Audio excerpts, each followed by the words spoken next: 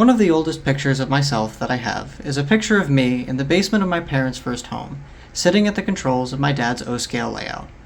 The layout wasn't much, with the 3/4 inch ply and pink insulation foam used to build it clearly visible beneath the loops of Atlas track that snaked their way in every direction, with the focal point of the track plan being a bridge that crossed over the yard at table height. I sat on a stool, both hands on top of the monstrous ZWC, my eyes glued to the bridge in amazement as the power of the engine that crossed it radiated through me. The mighty chuff and booming whistle filled the basement as the symphony of side rod motion grew ever near. The locomotive thunders past me and begins to travel off into the distance as its whistle echoes through the imaginary countryside before me. As the tender fades behind the steep grades on the back of the layout, fascination and wonder fill my mind, picturing the majesty of the engine passing me by again and again. As time passed, my life evolved.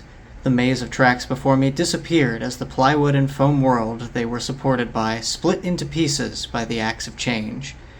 But even as the imaginary countryside vanished into the memories of childhood, there was the engine, sitting proud on its display track, alluding ominously to the power it held within. The power that entranced me all those years ago and gave me the memories that would help guide me to where I am today. That locomotive, passing over the bridge, was a Pennsylvania Railroad M1a, or as we always refer to it, the Mountain Class. Hey guys, Superholo1 here, welcome back to another video, and today, we get to welcome this, my favorite engine of all time, to my collection. Most who know me know I like a lot of trains, from Reading G3s, G2s, T1s, to Pennsylvania Railroad K4s, E6s, G5s, Long Island G5s, any EMD GP7 or F3 or F7 or E7 or E8. I like a lot of trains. But despite that insanely long list of engines that I like, there has always been one that has been above all of the others, and that is the engine you see before you. The Pennsylvania Railroad Class M1a 482 Mountain Type. My dad has always liked trains, and by far his favorite railroad is the Pennsylvania. So when Lionel in the early 2000s came out with their TMCC-equipped PRR M1a number 6759, my dad had to get it. And he's told me that there were two main things that really stood out to him that made him spend the massive amount of money to buy this locomotive. And those were the size of this thing and the sounds that it made. Now, size is an easy one to see. This engine is big with the coast-to-coast tender and the extended firebox on the locomotive frame that was just a stretched I-1 basically. This thing is long. But the sounds are a little less obvious, unless you're talking to anybody who is really into TMCC era locomotives, like myself. And pretty much all of us are familiar with the Pennsylvania Railroad 6759 sound card, mainly because we all want to put it in our engines because, holy cow, it's incredible. The steam background sounds on that engine are very reminiscent of a much bigger locomotive, and I believe they are incredibly similar to the PRR S1 duplex, which is a monstrous locomotive. So that engine sounds big. And when it starts moving, the chuff that they put in that thing is heavy. It makes it sound like it's always pulling a 3-mile train up the grades of the Appalachian Mountains around Horseshoe Curve. And then you come to the whistle, and my goodness, I don't know what their source audio was for it, but it is this really deep, powerful whistle that sounds like it belongs on an M1. And it's got this reverb, like, shudder effect at the end of it, so that when you pull off the whistle button, it sounds like it's echoing through caverns, and it's amazing. Now, the crew talk isn't something that you'll hear a lot of people talk about, because most people that are into realistic sounds don't like the crew talk, because it's sort of like a radio chatter, which isn't really right for a steam engine. But ever since I was a kid, I have had Pennsylvania 6759, you are looking good outbound, stuck in my head, and it's wonderful. The sounds in that engine are massively helped by the sound system that it has. Because this tender is so huge, Lionel could fit dual 8-ohm 1-watt fat boy speakers in that thing. And holy cow, does it make a noise! But the point that I'm trying to get at here is that my dad, by accident, happened to buy one of the best Lionel models that has ever been produced. The flip side of this is that despite all of the raving that I just did about this engine, I could never bring myself to buy one. I've seen PRR TMCC equipped Lionel M1as sell for 700, 600, 500, 400 and less. And I just never bit the bullet. And the reason for that is because it wouldn't be special. Because that engine, the TMCC PRR M1a, is my dad's. And it has a ton of sentimental value attached to it. And if I had bought one, it wouldn't mean anything. It would just feel empty compared to what that one means. That also meant that I couldn't buy the legacy version either, because it was the same tooling, just with worse sounds in my opinion. So that one was out of the picture too. So I started to look at MDH's models, but wasn't overly impressed, and then recently Lionel produced the M1, which is a stunning model with great sounds, but way out of my price range. And then this showed up. Yeah, so after all of that, now we get to talk about the engine you guys have been looking at the whole time. And I promise we'll get to repairs. I love these engines, and I love talking about them. But this is obviously not a TMCC M1a. It's obviously not a legacy M1a. It's clearly not an M1 because it's got a feed water heater. It's not the MTH model. It's not the Weaver model, and Atlas doesn't make steam engines. So this is a third rail PRR M1a. Hand-built from brass by Korean jewelers with TMCC in the form of engineer on board and details everywhere. This thing is stunning. And the reason I bought this, despite everything I just said about not wanting to ruin how special my dad's train is because this one is just different. It's made by different people out of a different material in a different country with a completely different architecture. And I can't look at this engine and the TMCC engine side by side and see any similarities other than this is a Pennsylvania Railroad M1a. And that to me is exactly the way that I want to have my own. Okay, now that I've yapped my mouth for way too long, let's take a look at this. So yeah, Sunset third rail model, absolutely stunning. Lots of details everywhere, so like the turret doors open up and there's details inside there, the cab roof opens up, the cab interior is really well detailed. The little wing mirrors actually like move around. I don't think the side windows move, but that's okay with me. The axles are sprung, which is pretty cool. It's got segmented side rods, does not have the adjustable radius bar, which is fine. That is a detail that very few people actually appreciate, and usually we just don't play with it because it kind of breaks stuff sometimes. You can see that the builder's plates on there are not only legible, but very pretty.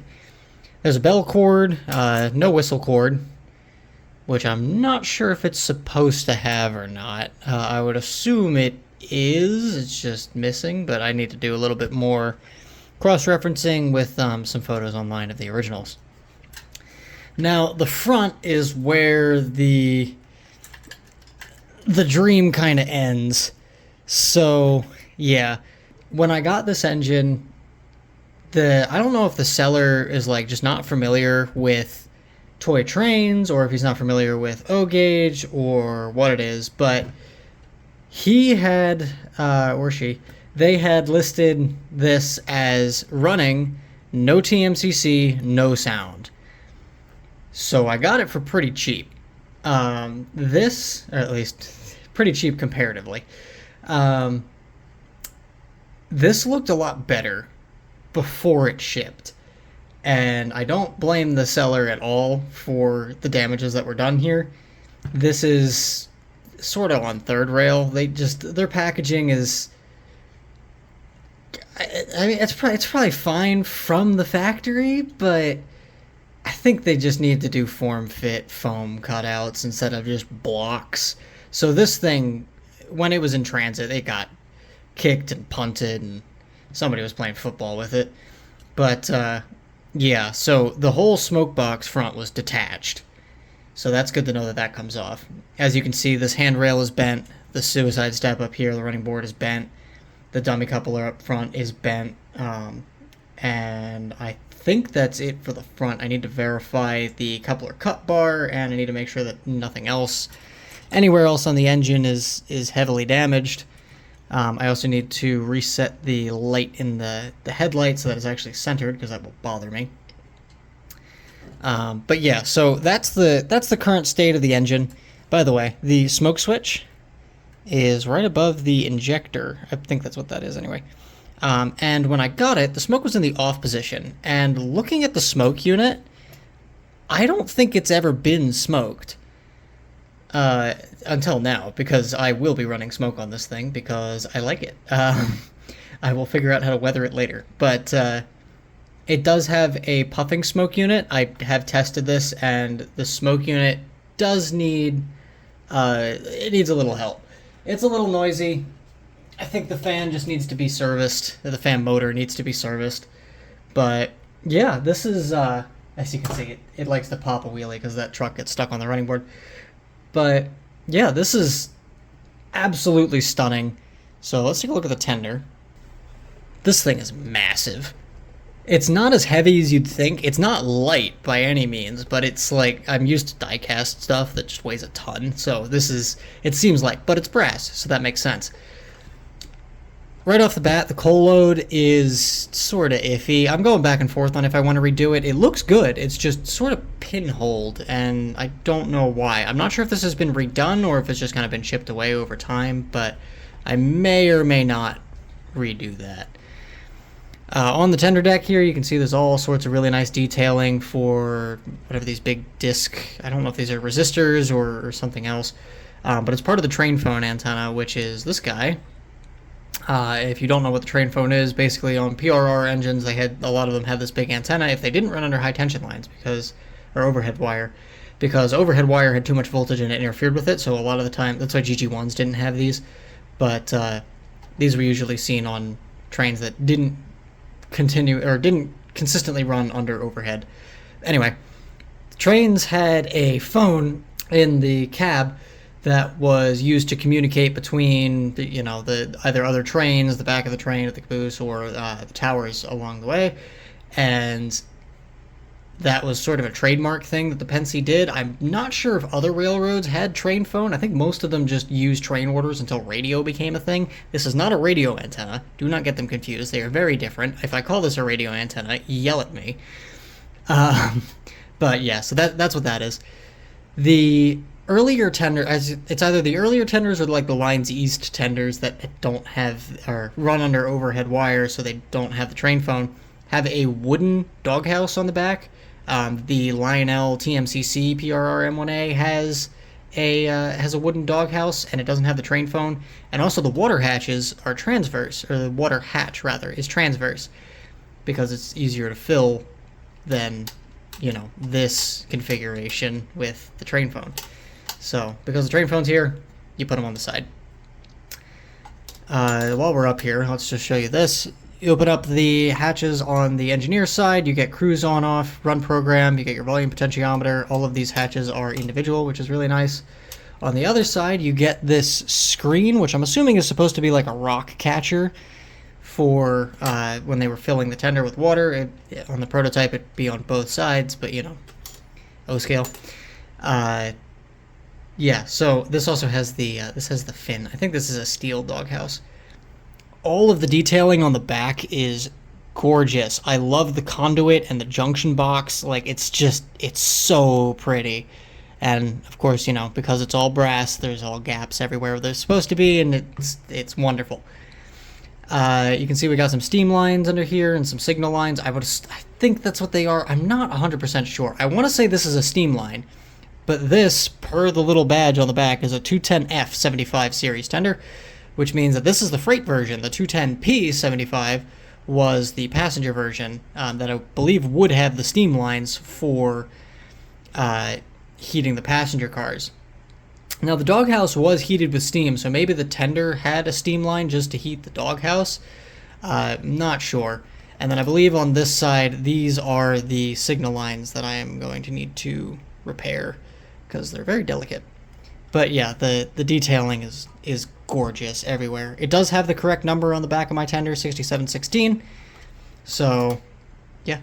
And then on the bottom here, there's some good news and some bad news. Good news is there's lots of really nice detailing, lots of separately applied lines, again, because, you know, brass hand-built. There's some issues with the trucks. The first one is that the pickup roller is no longer attached. This was attached when it shipped. It is not attached anymore.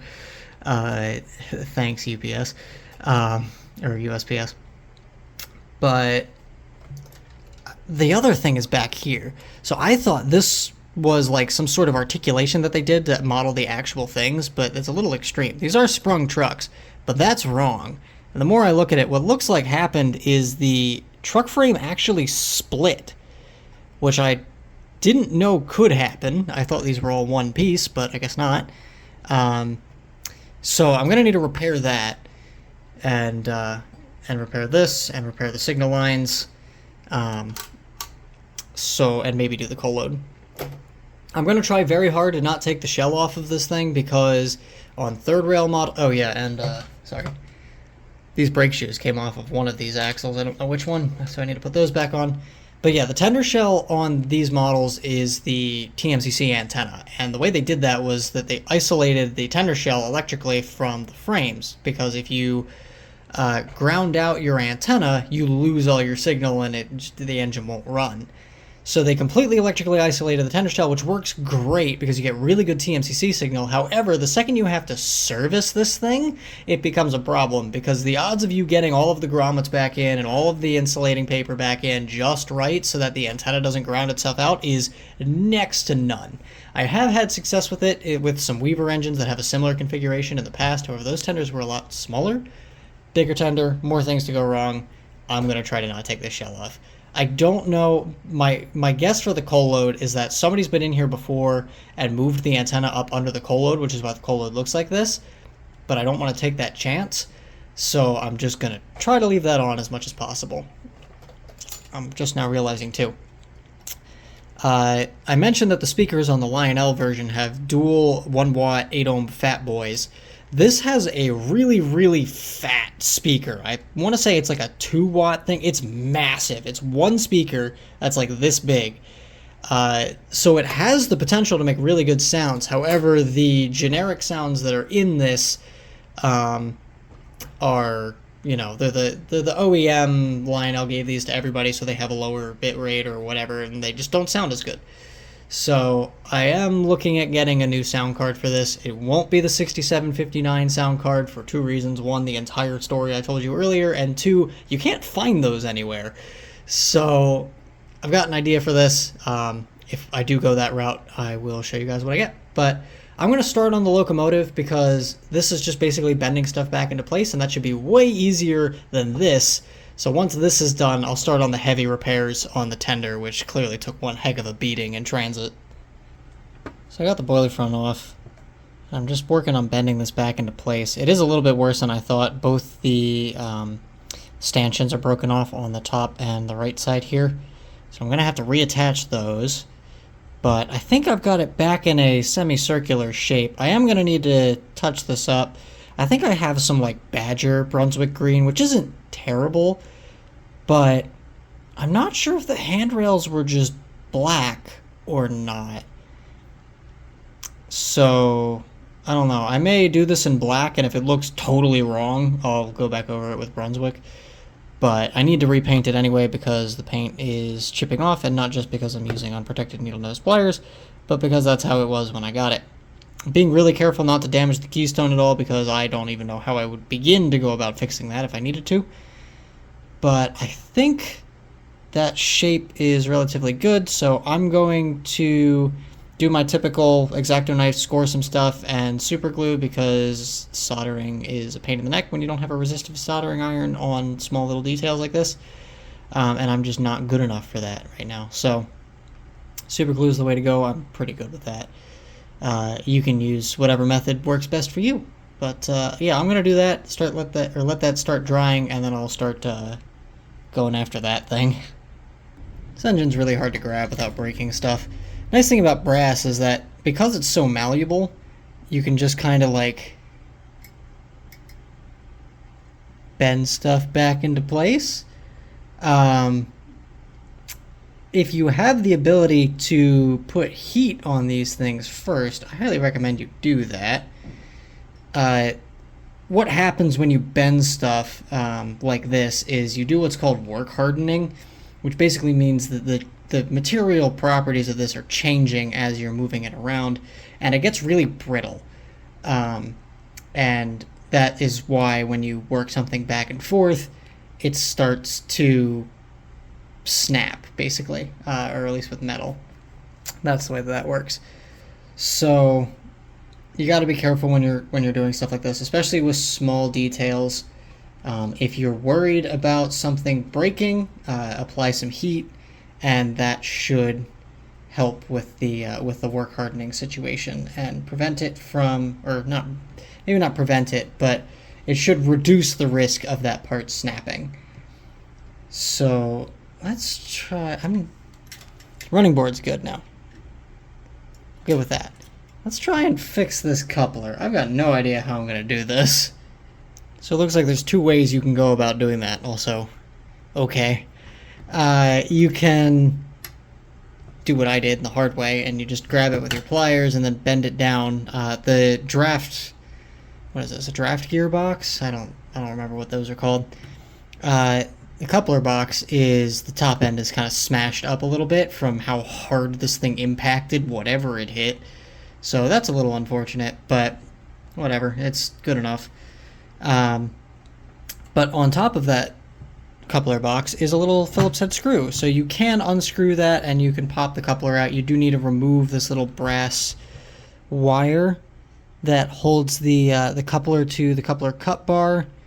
But that shouldn't be too difficult. It's just a really, really tiny brass wire. So with that, I think I need to do a couple more tweaks to this linkage to make it the way it's supposed to be, and I think I need to lower this marker light. The PRR did a whole bunch of weird stuff with the marker lights versus class lights. The Lionel M1a has class lights, which are the ones up here, and the marker lights down here. All of them are lit in green for the TMCC version, which is technically wrong. The Legacy version did it correctly. They did, well, kind of. They had the class lights up top, which had green lenses in them, even though there's only one of the possible colors that they could be. And then the marker lights down here were done in red and yellow, which is correct.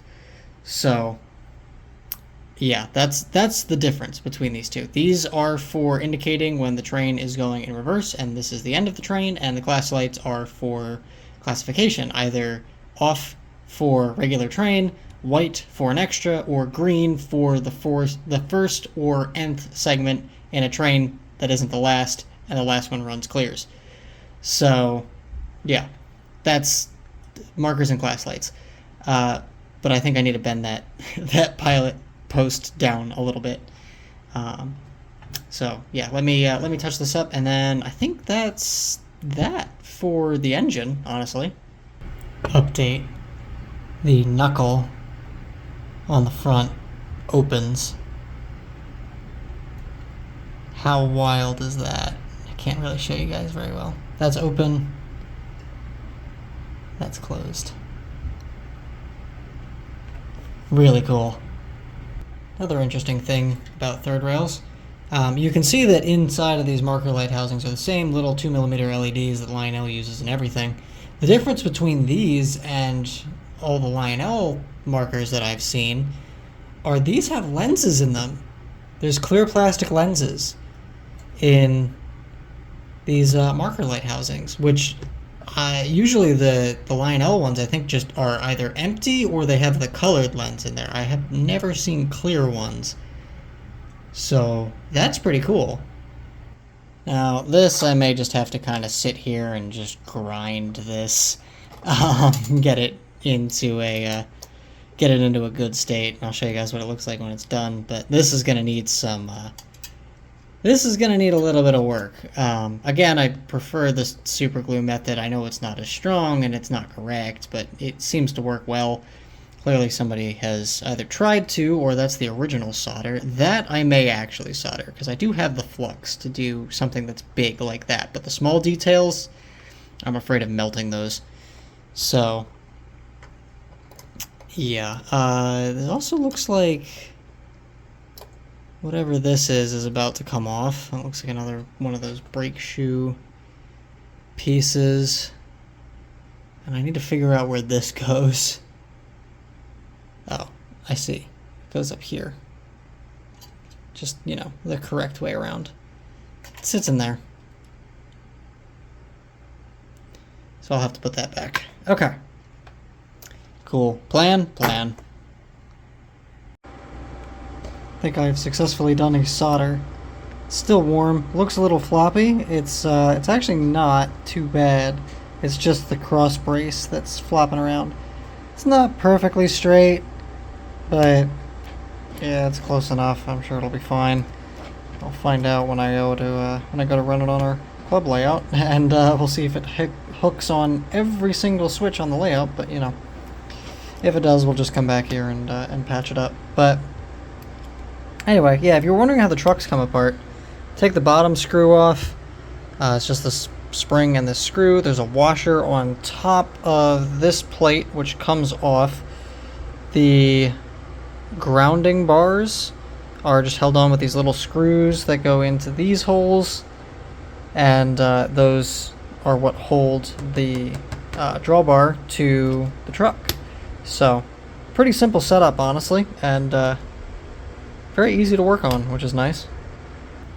I got the signal lines repaired.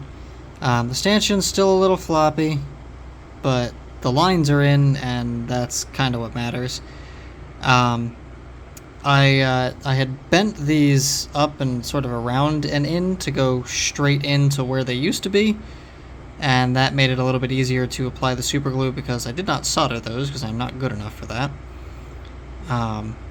But yeah, so I may try to figure out how to secure that stanchion.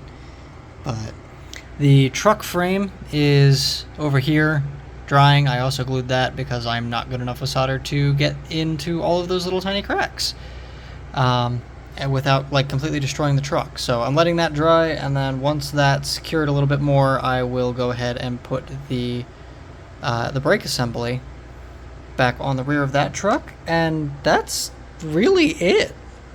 This is the stuff I mentioned earlier.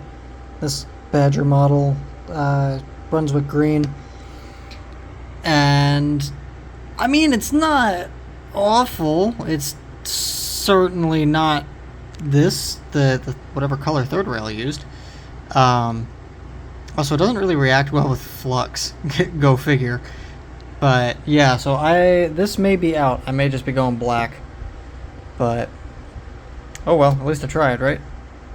Now, one of the things I do really like to do, and I've got no idea who to credit with this, but fill in these wheels with black. I can't remember who I saw do it the first time, but ever since then, any time that there's like silver wheels like this, for example, here's what they look like before, I go and I fill them in black pretty much everywhere where there doesn't need to be a good ground connection.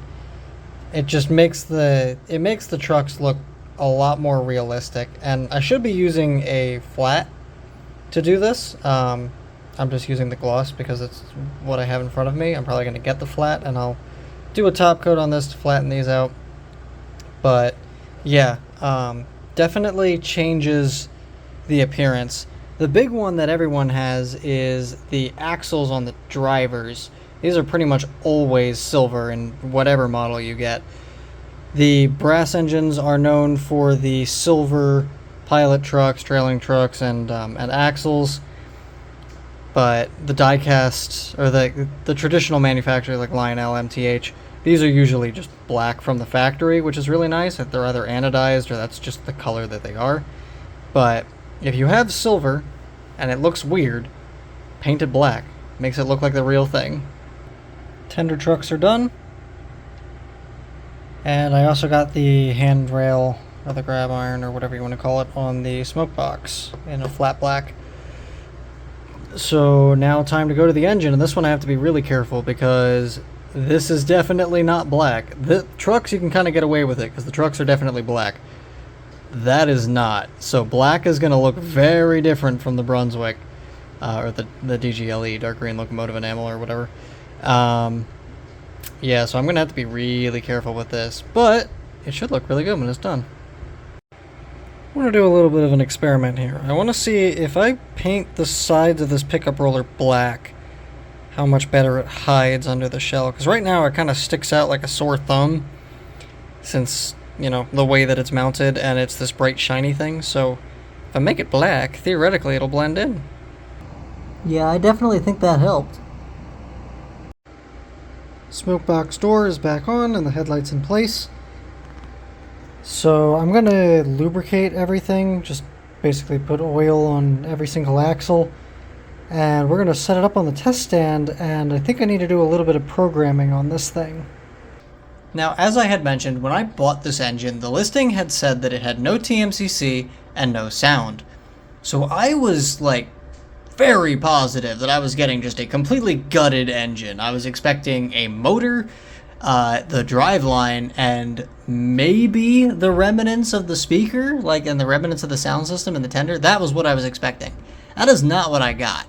I powered this thing up and was immediately greeted with that like pop sound that TMCC engines make,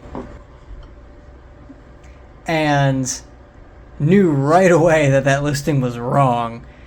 So let's fire it up and give a listen to the generic sound card that's in here.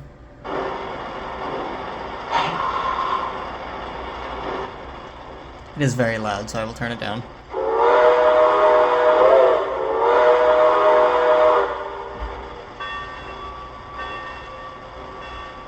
Overall, pretty good. It's got the better of the whistles that came in the generic sound card, so I am very happy with that. And if we step this thing out at speed step 1, you'll hear the other issue.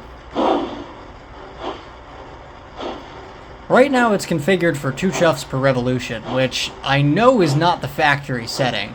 From the factory, these engines were programmed with 4 chuffs per revolution, but it is something that you can change. So if somebody was more comfortable with 2 chuffs per revolution because they ran their trains on the faster side, then you could just switch it. And if you ran your engines really fast and you didn't want just a constant string of chuffs, you could go down to 1 chuff per revolution. And then, of course, 4 is the default. So you can also see that it steps out pretty quickly. So I think I'm going to change the pre-pulse and background pulse as well as the chuff rate. And I'll show you guys how to do that. But yeah, I'm going to need to do a little bit of work on this thing. So let's fix the chuff rate first. Now, I'm going to do this while the engine's in motion. You can do it when it's stopped or when it's in motion, doesn't really matter. So I'm just going to hit the boost function because I'm in 128 speed step mode. See, I got my 2 chuffs per revolution. What I'm going to do is I'm going to hit engine, whatever my number is, aux1, aux1, 5.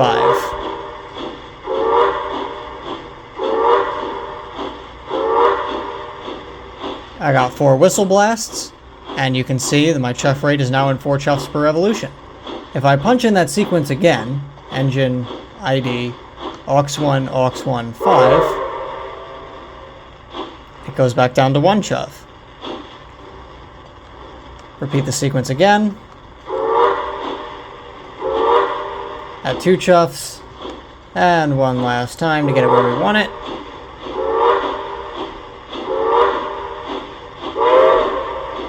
And there you go, you got 4 chuffs per revolution.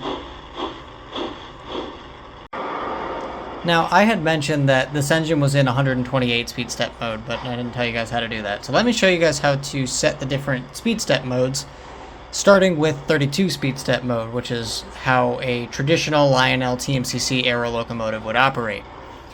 So what we're going to do is we're going to put our engine into program mode. So we're going to do engine, whatever your ID is, direction, aux1, aux1, aux1. Whistle blows to tell us we're ready to take a program. I'll hit 1. Whistle blows to tell me that it has received the program, and now we are in 32 speed step mode, which means that whereas before if I just hit the boost button it would go at speed step 1, if I do it again,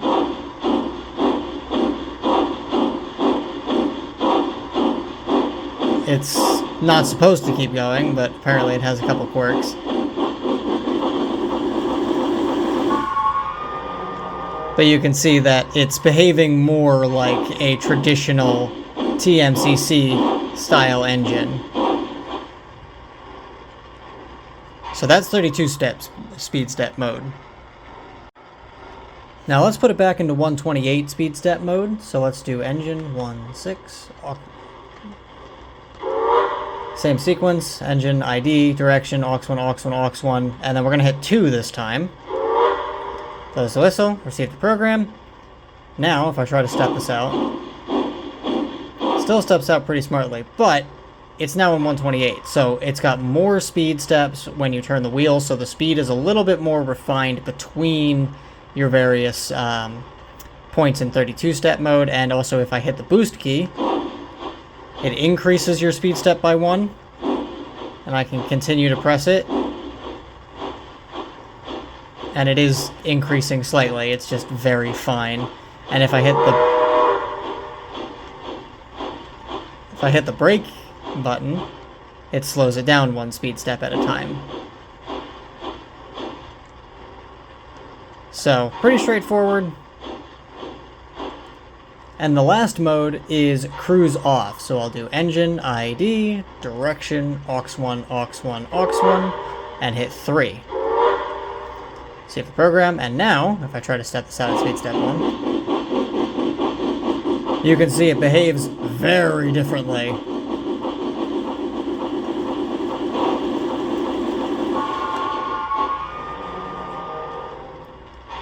Let me try and demonstrate the fact that it's not in cruise.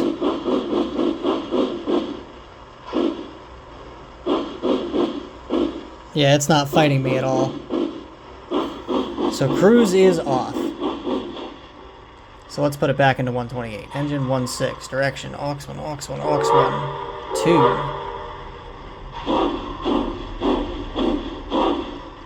Alright. So that's your 3 speed step modes. So now let's play with our background pulse and our prepulse. And if you're unfamiliar with those terms, I'm not surprised, I was too. Basically all it is it's telling the engine how fast you want speed step 1 to be, and you're telling it how much power you want it to give the motor. So let's start with our background pulse, which is going to set our set-off speed, our speed step 1, you know, how fast the train's going. So we're going to go back into program mode, engine 1.6, direction aux1, aux1, aux1, and we're going to hit 4. You get a coupler slack action, which is just a way to tell you that it's waiting for another command. And now we can choose a number between 1 and 20. Now, the higher the number, the slower the first speed step is. So if I want this to have the slowest step on speed step 1, I'll hit 2-0, got the whistle, which means that we're out of program mode and receive the command. And now, if I hit the boost key, you can see it's going a little bit slower. Now there's a little bit of a catch here, and that is that you can make this motor turn really slowly depending on your gearing. I've got an Atlas RS1 that has engineer on board, and when you set the background pulse to 20, it goes really slow. The problem is it also makes a lot of motor switching noise because the motor doesn't like going this slowly. And that's what the prepulse setting is for. Now, as I mentioned, prepulse is how much power you're giving to the motor at a given speed step. So in this case, speed step 1. So I'm not exactly sure how to configure the prepulse to make the motor quieter. I'm not even sure if that's really what it's for. All I know is that the higher the number, between 1 and 8, the more power you're giving to the motor, which means ideally, I think I'd want all of it. You guys can tell me in the comments how I'm actually supposed to configure this. But to set your prepulse, we're going to hit engine, ID, direction, aux 1, aux 1, aux 1, and we're going to hit 5. Get the coupler, which means that it's waiting for another number, and again we have a number between 1 and 8 that we can select from, 1 being the least power to the motor and 8 being the most power to the motor. So I'm going to hit 8, get the whistle, we're out of program mode, it took the program. Now if I step it out, definitely steps out strong.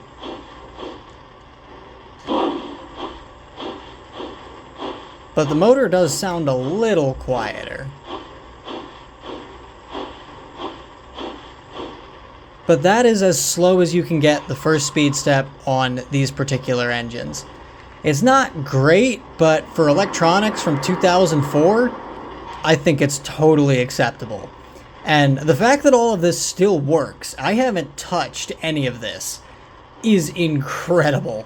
Usually with engines like this, I am digging through stuff to try to make this work. And Engineer on Board is not something with a whole lot of aftermarket support. So if this goes, something completely new is going in it. But anyway, that's how you program and engineer on board. That works for steam and diesel. Diesel is a little bit funny with the chuff rate. You do actually sometimes need to set your chuff or reset your chuff rate just because of the way that the board is programmed.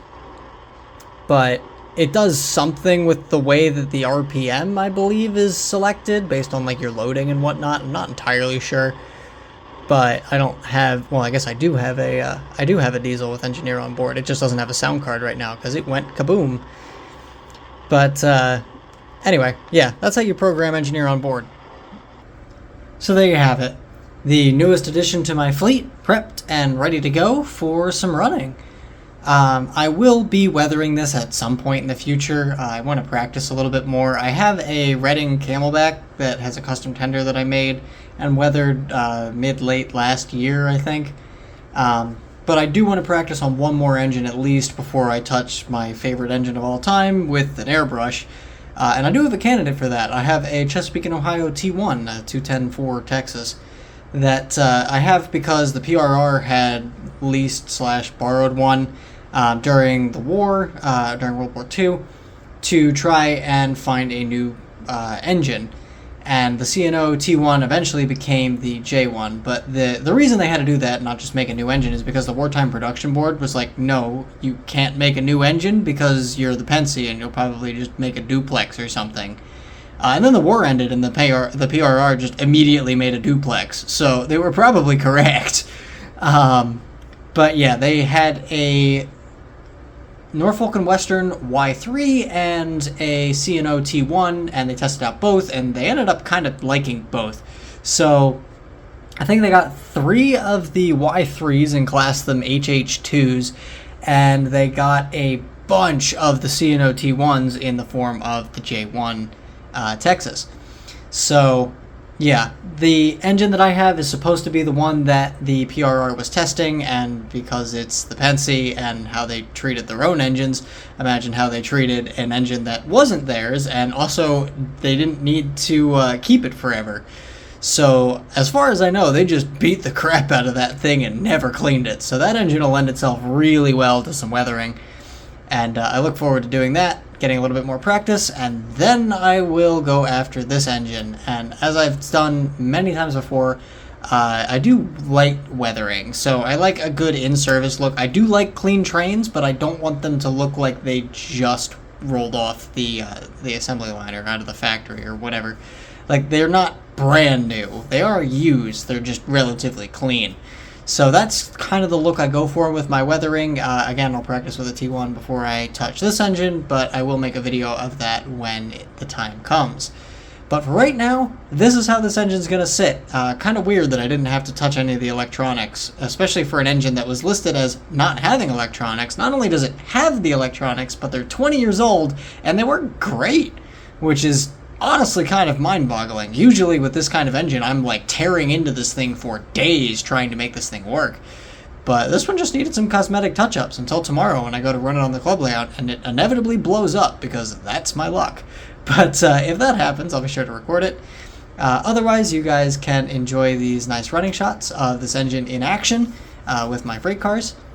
And yeah, I hope you all enjoyed. I hope you all learned something. I did want to make a little bit of a programming session because I haven't seen a whole lot of videos out there on how to program engineer on board. So if you guys have any questions about that, feel free to drop a comment down below. If you guys have questions about anything else that I did here, again, drop a comment down below. Love chatting with you guys down there. Love answering your questions and love hearing your feedback. You guys give me a lot of great suggestions all the time.